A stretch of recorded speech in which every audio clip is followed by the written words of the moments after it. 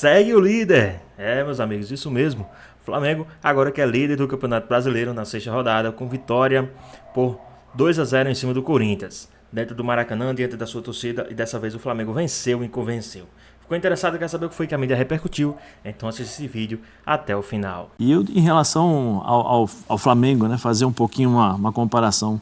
No segundo tempo, o Corinthians perdendo, jogando mal, tendo dificuldades, o Antônio vai lá e muda, mexe, tenta e tal. O Tite vai trocar o De La Cruz aos 43 minutos do segundo tempo. É lógico que depois tem que poupar o jogador, né? Porque tem a oportunidade de fazer as substituições e ele não faz. Mas é 2-0, bom para o Flamengo, bom para o vestiário e o Corinthians tem que se preocupar.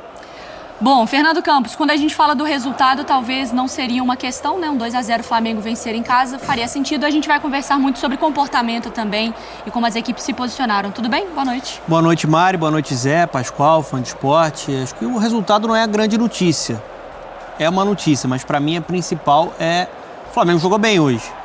O Flamengo hoje cresceu, né? O Tite modificando um pouco o esquema, né? Indo para um 4-4-2 com o Lohan partindo muito ali da direita para dentro, mas jogando mais próximo do Pedro. O Gerson bem como meia pela direita e Cebolinha também partindo da esquerda para dentro. O De La Cruz na função que ele exerce tão bem, ali um segundo homem de meio campo, né? Tudo passando por ele. Hoje o Flamengo criou, controlou, né? E conseguiu produzir ofensivamente com um time mais próximo. Com um time também mais concentrado. Não é próximo só com a bola. Sem a bola também, em diversos momentos, principalmente no primeiro tempo, não deixando o Corinthians jogar. Tem esse ponto positivo do vencedor. Mas tem alguns pontos negativos do Corinthians também. O Corinthians facilitou muito a vida do Flamengo hoje também. A gente vai analisar tudo isso, a gente separa depois cada equipe também com seus comentários. Pascoal, gostou do jogo? Tudo bem? Boa noite. Tudo bem, um abraço para você, Mari. Alô, José, boa noite, boa noite, boa noite, fã de esporte. Começa com um gol muito estranho, né? O goleiro do Corinthians vinha com uma fase espetacular e toma um gol absurdamente estranho, né? Ele sabe que ele falhou nesse lance, né? Que essa era uma bola defensável para o nível de goleiro que ele é, para a situação que ele está desempenhando no Corinthians. O Pedro faz esse gol e não volta para a etapa complementar porque sentiu um problema na face posterior da coxa. O Flamengo foi o dono do jogo. O Corinthians teve o quê? Com 1 minuto de jogo, o Corinthians teve uma boa ação, uma cabeçada. Bola parada, né? Bola parada, né? Bola parada. Teve no segundo tempo uma bola parada também, que o Rossi pega um chute a queima-roupa do Kaká.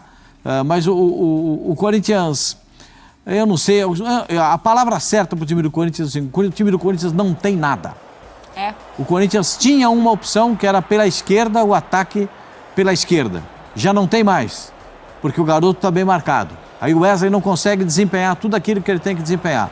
O Corinthians não tem nada. E botar o Paulinho de primeiro volante é judiar do Paulinho. Foi judiar do Paulinho no primeiro tempo. Bom, a gente vai conversar sobre esses personagens. O Fã do Esporte pode participar conosco. Vamos lá, Zé. Começando pelo lado que venceu.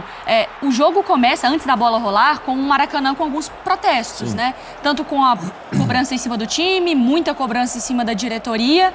Mas o primeiro tempo foi intenso, assim, em termos de entrega, de intensidade, talvez de velocidade, a gente viu nesse Flamengo, né? Sim, não, o Flamengo foi muito bem no primeiro tempo, né? Pressionando o Corinthians, com a bola nos pés. O Flamengo tinha as opções ali de meio campo para poder, o Donan falou, né, sobre o posicionamento do Lohan, né? Então o Lohan fazia um quarto homem no meio campo ali, muitas vezes, quarto não, né? Mais ou menos isso, né? Ele voltava um pouquinho, 4-2-3-1 quando tinha bola, o Gerson aberto pela direita, ele ficava muito próximo do Gerson e fazia essa diagonal quando tinha a bola nos pés, para justamente o próprio gol aí, para ser mais um atacante, né? Junto ali com o Pedro, aí você tinha o Cebolinha que fechava, e aí formava um quarteto ali para a finalização das jogadas, né? Mas o Corinthians possibilitou ao Flamengo as chances, né, de ter o controle no jogo. O Antônio colocou uma linha de 5 jogadores, né, para defender com 5. Ele colocou 2 volantes no meio campo, Bidon e o Paulinho. Aí o único jogador que ele tinha capaz de fazer a ligação do meio campo ao ataque, ele coloca lá na frente como centroavante, que foi o Garro, e abre o Wesley e o Romero pelos lados. Então o que acontecia? O Flamengo pressionava, tinha todo um espaço, porque o Paulinho saía para fazer o combate, Bidon saía para fazer o combate, lá na frente muitas vezes. Aí o De La Cruz deitava e rolava. De La Cruz, o Alan sempre tinha a superioridade numérica no meio campo. Uma partidaça do Gerson, partidaça do Gerson, jogou demais.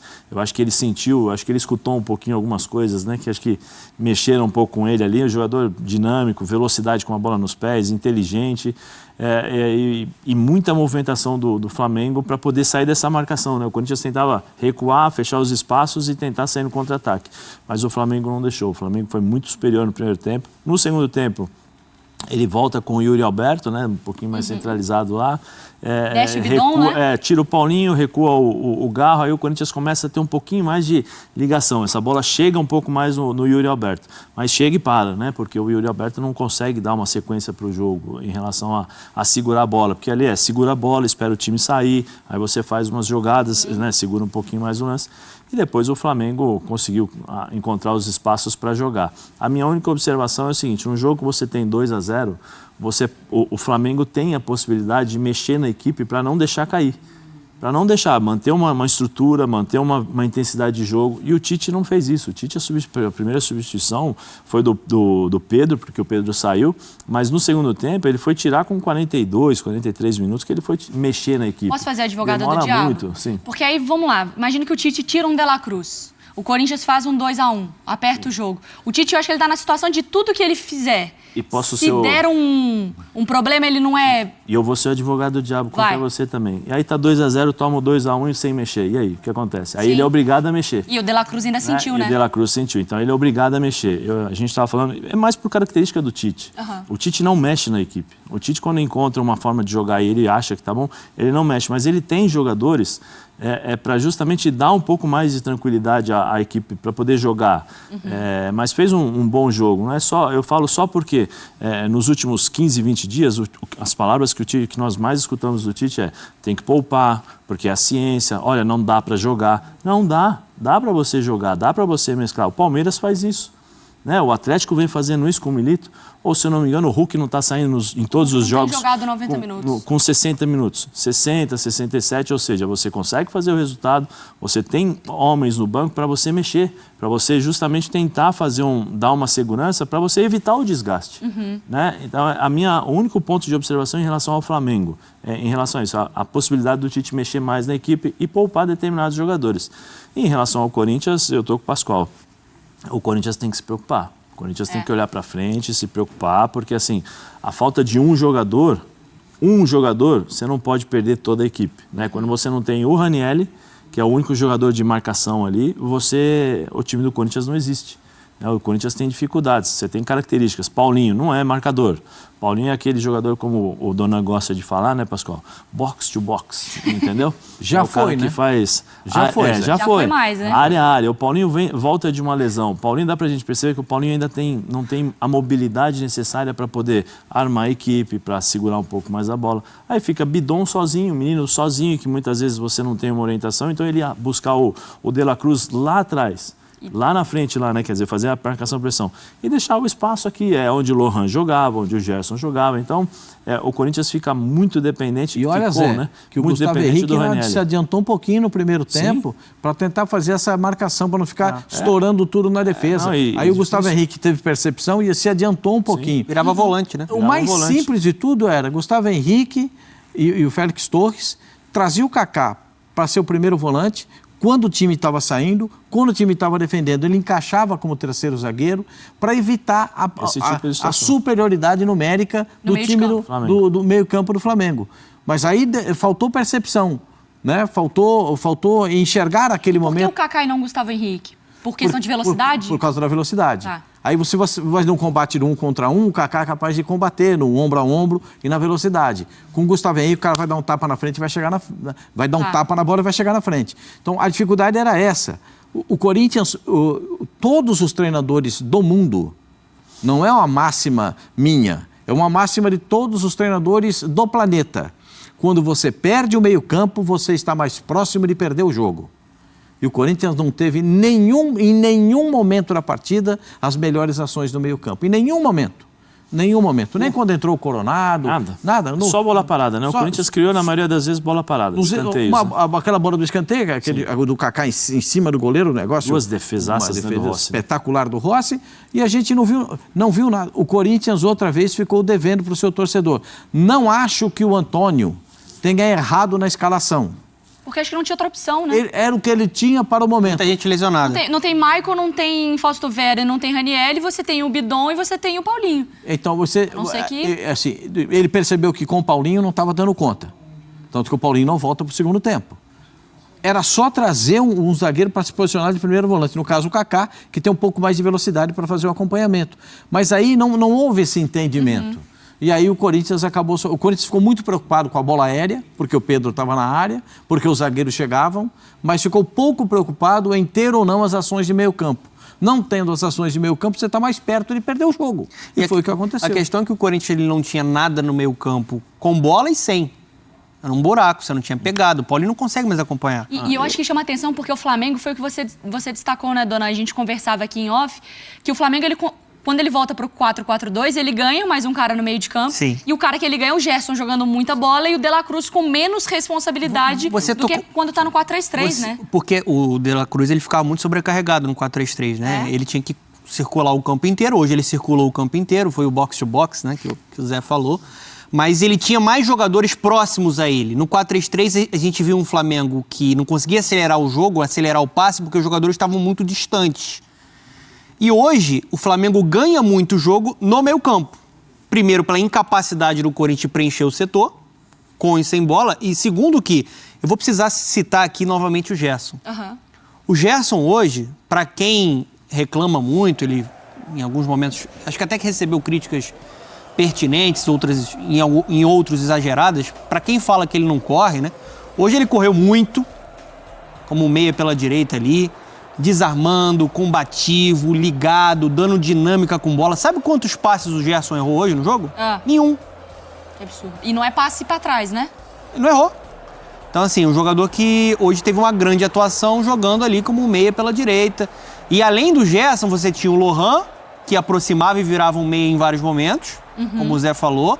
Você tinha o Ala e você tinha o De La Cruz, que mais uma vez uma grande partida, uma grande apresentação no Maracanã. Então você junta um time que é muito técnico e quando o time é técnico precisa jogar com aproximação, que aí sai coisa boa. Essa é a marca, essa é a característica e a melhor versão do Flamengo. De 2019 para cá, não só com o Jorge Jesus, foi assim com o Dorival também. Então acho que hoje o Tite ele encontrou um pouco mais o que deve ser a identidade e o padrão, para mim, tático desse Flamengo. Pode mudar um jogador ou outro, o Arrascaeta quando tiver 100% vai ser um titular, mas eu acredito mais nessa versão do Flamengo do que na versão que prioriza os pontas ali. Eu acho que estava um time lento e um time muito distante dentro de campo. É muita loucura, né? O futebol é uma loucura, né? Porque o melhor elenco da América do Sul tinha dificuldade de articulação, dificuldade de jogar. Sim. Porque também perdeu o seu melhor jogador, né? O Georgiano de Arrascaeta, o debochado. Sem o debochado, o time não conseguia trabalhar, não conseguia encontrar os espaços necessários. O garoto foi bem hoje, hein, Pascoal? Não, eu gostei muito do Lohan, porque ele tem ímpeto. Ele vai para cima do adversário, ele quer jogar, ele quer a bola, ele quer a pressão, ele quer aparecer para o jogo. Achei interessante a presença dele. Mas você nota em todos os momentos, todas as chegadas, olha aí, não chega, ninguém pressiona a bola. Nenhum jogador do Corinthians faz pressão na bola. São distantes, né, Pascoal? Nenhum jogador do Corinthians pressiona a bola. Se você não pressionar o cara que tem a bola, o passe vai sair. O chute vai sair. Para a pressão na bola, o Corinthians não teve. Assim, tira o bate do cara, não. Olha lá, nessa aí que o Pedro acaba se machucando, mas depois acaba sendo substituído. E depois, só para falar um outro capítulo, a entrada do Gabigol. É um outro capítulo que a gente pode abordar. Porque o Gabigol está muito... Não é que ele está longe, assim, o Gabigol ainda não está... Ele está muito distante do Gabigol. Esse de hoje esse de hoje não é sombra do Gabigol que já jogou no Flamengo. Ele está muito distante. Quase não pegou na bola. Ele tentou uma jogada individual, tropeçou, caiu sozinho. Está muito distante, está muito longe do ideal. Agora, para mim, o cara que dominou o jogo é Nico de la Cruz. Joga demais, né? Ele toma conta. Demais, né? Ele toma conta no meio campo, ele acelera o jogo quando tem que acelerar, ele tem noção exata do que tem que fazer dentro de campo.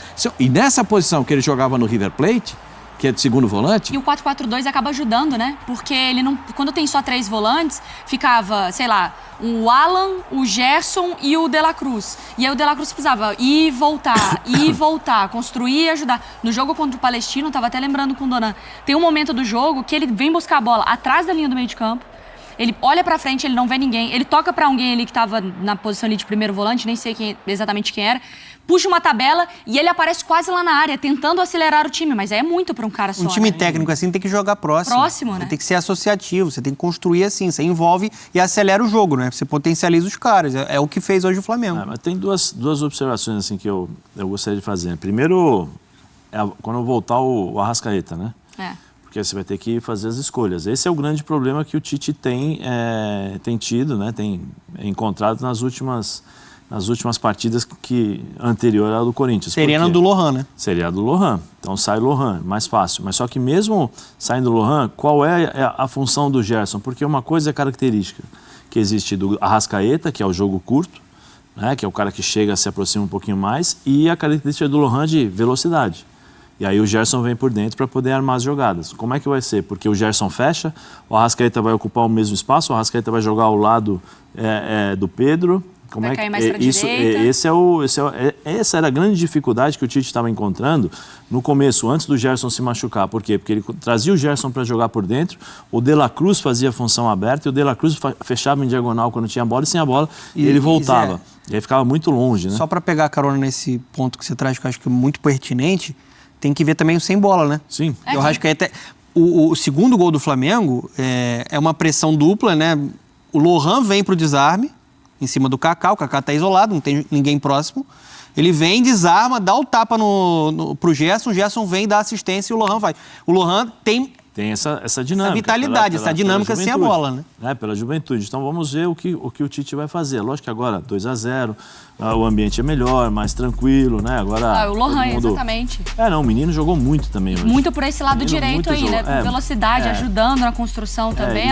Jogou demais, porque era uma coisa meio que sincronizada, né? Ele partia para ser um atacante e o Gerson fechava por dentro. Aí quando o Gerson saía para ser atacante, ele vinha por trás. Inclusive tem até um lance que o Gerson toca a bola para ele faz a ultrapassagem dentro da área e ele chuta e o Carlos Miguel faz a defesa no cruzado, né? Bate cruzado. Ele jogou na posição deles, né? Por dentro. Porque ele não é ponta, como ele já foi usado pelo Flamengo. Sim. Ele não é centroavante, como ele já foi usado no Flamengo. Por dentro, né? Ele é o ponta de lança. Ele não é meio armador, ele é o ponta de lança. Ontem a gente estava conversando com a Bia Zanerato no Mina de Passe, ela falou que o Arthur Elias gosta que ela seja meia ponta. Que é isso, você é uma meia, você tá jogando ali no meio, mas você tá um pouquinho mais aberta pra ponta, mas não é necessariamente aquela que espeta, né? Exatamente isso. O dele é diferente. Ele é o ponta de lança. É para jogar perto do centroavante, para auxiliar o meia que vem com a bola, para dar espaço para o meia, abrir o espaço, porque ele sai correndo em cima do lateral, abrir o espaço na defesa adversária, ou ele pega a bola e faz essa articulação com o centroavante, com o meia, para ele entrar na área e tentar a finalização. E ele é um jogador canhoto inteligente. Ele tem 17 anos, é um desses, muito bom jogador. Esses prodígios do futebol, né? O garoto entra com 17 anos no time do Flamengo, parece que ele joga no Flamengo já há um tempão. O posicionamento dele hoje me lembrou do Bruno Henrique em 2019. Só que o Bruno Henrique partia da esquerda para dentro e via para essa aproximação com o Gabigol, né, na época. Então acho que foi um encaixe perfeito para ele fazer esse jogo aí, um jogo com personalidade. Qualidade ele sempre teve, né? Sempre foi uma promessa. Pois é, pessoal, segue o líder, Flamengo líder do Campeonato Brasileiro, né? Termina a noite hoje como líder do Campeonato Brasileiro. Uma vitória em cima do Corinthians, diante da sua torcida, dentro do Maracanã, né? Então, dessa vez podemos dizer que o Flamengo venceu e convenceu, né? Era algo que estava faltando para esse time do Flamengo. O Flamengo, às vezes, quando vencia, só vencia, né? Mas dessa vez o Flamengo venceu e convenceu. Então, palmas para a torcida, que fez uma festa muito bonita. A torcida compareceu, mesmo diante de todas as tribulações, dificuldades que houve durante a semana, né? Depois de todo o protesto, depois que a torcida, pequena parte da torcida foi lá, né? na entrada do CT, fez aquela pressão.